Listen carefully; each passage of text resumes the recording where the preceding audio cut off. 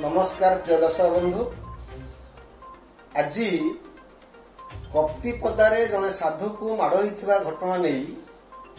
आंबे बर्तमान ओडिशार वरिष्ठ आईनजीवी एवं आरएसएस जड़े आगधाड़ व्यक्ति समाजसेवी विचित्रानंद दास सहित आम सीधा कथा सर नमस्कार।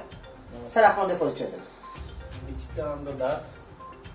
Advocate Odisha high court Cuttack. Sir actually आप जानते 3 दिन धरिकी आज जो कप्तिपदा थाना रे गोटे हाउलिंग होउची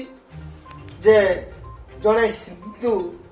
एवं जड़े बाबा को माड़ होता घटना नहीं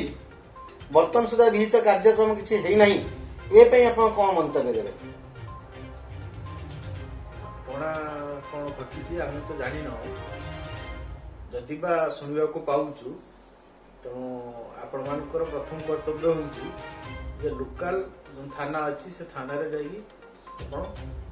एफआईआर दे परिबे एवं आईआईसी सहित कंसल्ट करि परिबे। एफआईआर दिया जाइछि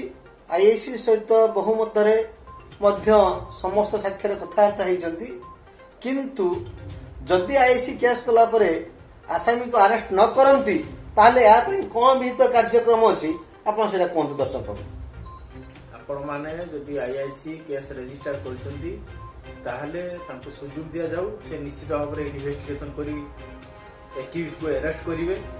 तुरंत अरेस्ट करिया दरकार कारण जने साधु बाबा को जो माने जो एक्यूज माने अटैक करिसंती समान को जदि अरेस्ट करा न जाए ताहले समय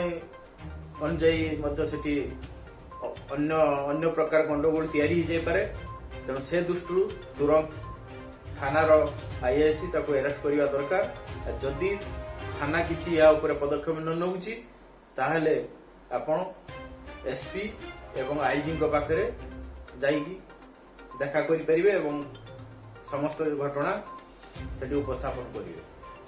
जदि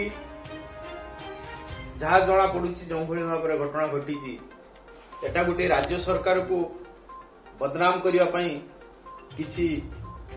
कुचक्रांत गोष्ठी एभली बारंबार घटना घटाउछंती एथि प्रति प्रशासन सजग रहिबा दरकार।